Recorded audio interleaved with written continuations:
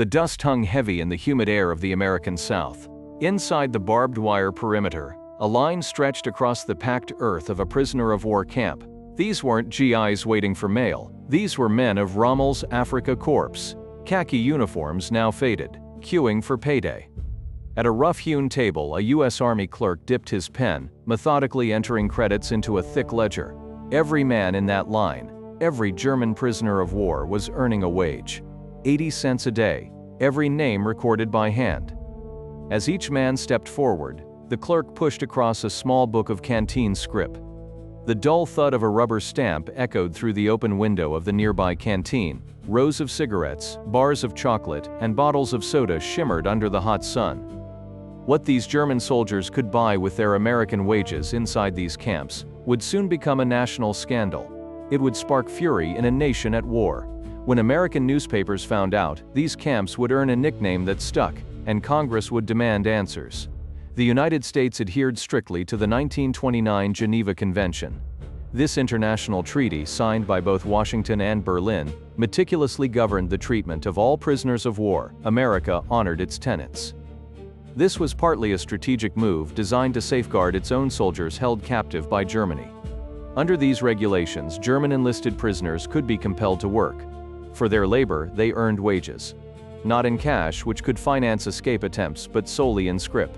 This special currency could only be spent within the camp canteens. Every enlisted man, working or not, also drew a small monthly allowance of a few dollars for basic necessities. Officers operated under different rules entirely. They could not be forced to work, yet they received a significant monthly allowance based on their rank. A lieutenant received $20, a captain, $30, majors and higher-ranking officers drew $40. This money, along with any unspent scrip, remained quietly tied to each prisoner. It was logged in individual trust accounts. Farmers, canneries, and lumber mills contracted for this labor. They paid the government the prevailing local wage. The critical difference between that local wage and the prisoner's 80-cent scrip pay flowed directly to the U.S. Treasury, offsetting much of the program's cost. Across the nation, American families endured strict rationing. Their grocery lists were ruled by ration points. Yet within these camps, the canteens often brimmed with goods. These included soap, toiletries, and low-point beer for the enlisted men. The wider public and the national press had not yet learned of this stark contrast. The scrip book felt thin, fragile, utterly alien in hands accustomed to rifles, not currency. A German POWs, just weeks removed from the desert's grit, now held these crisp coupons. His fingers, still rough from marching, brushed the printed paper. For the first time, he held the currency of his captivity, camp after camp. This scene repeated. The scene repeats in memoir after memoir. Men who had marched out of the desert with nothing, starved and exhausted, now approached a counter laden with choices. On the wooden shelves, row upon row of American cigarettes, chocolate bars, bottled soft drinks, small luxuries, previously unimaginable in wartime Germany, beckoned. Gleaming razor blades, tubes of fragrant toothpaste. For enlisted men, the familiar clink of low-point beer bottles. For officers in some camps, a bottle of actual wine. The canteen buzzed with hushed German. The aroma of tobacco and sweet chocolate mixed with a new, strange cleanliness, the scent of American soap. An 80-cent workday, perhaps stacking hay under a baking American sun, could buy a pack of cigarettes and leave change. This absurd arithmetic, done in whispered German, was a revelation. Letters began to leave camp, describing these wages and the canteen's unbelievable bounty. German censors, according to post-war accounts, often read them with outright disbelief. Families in a war-ravaged Reich suspected staged propaganda, couldn't reconcile the stories. But within the barracks, a quiet, undeniable truth began to take hold. These prisoners, soldiers of the Third Reich, found themselves paid better by their American captors than the Reich paid its own fighting men. It was a stark, unsettling realization, spreading barracks by barracks. Years later, former prisoners would consistently recall this fair treatment as the ultimate refutation of Nazi propaganda's bitter lies about America, and the system compounded. Canteen profits, the income from prisoner purchases, flowed directly back into their welfare funds. This meant a vibrant camp economy beyond just cigarettes and chocolate. It paid for orchestras, providing instruments for the musicians. It funded theater troupes, presenting plays in the barracks. There were camp newspapers, edited and printed by prisoners. Sports equipment from soccer goals to boxing gloves became available. Seeds for camp gardens, allowing men to cultivate small patches of home. Books for burgeoning camp classrooms, even university-style classes for those eager to learn. For enlisted men, an extra work detail, like 10 hours harvesting sugar beets or mending fences, meant another 80 cents in scrip. Many signed up for additional labor. Pay was pay.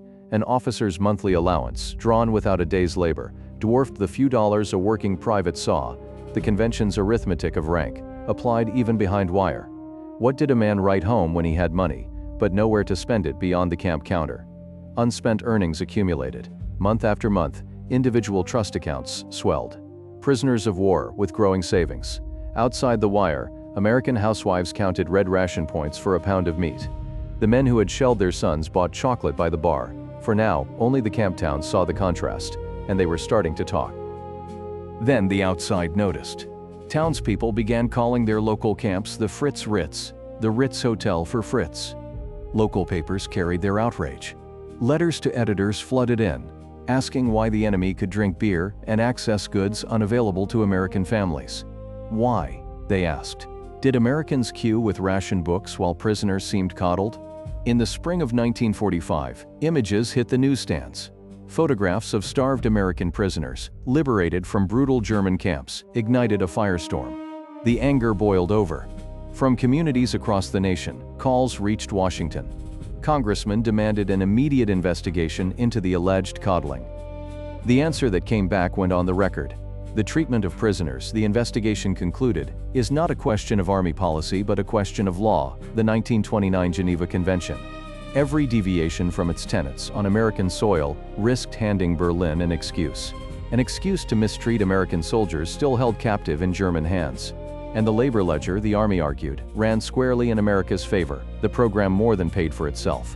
Yet with Germany's surrender in May, the argument for reciprocity died. Under considerable public pressure, rations and privileges within the camps were visibly cut back in 1945. The Fritz Ritz scandal was not that the system broke the rules, but that it followed them precisely.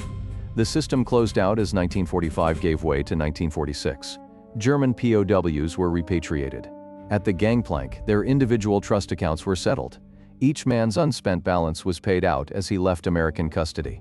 They sailed for a ruined homeland, some carrying small bundles of soap, cigarettes, and coffee.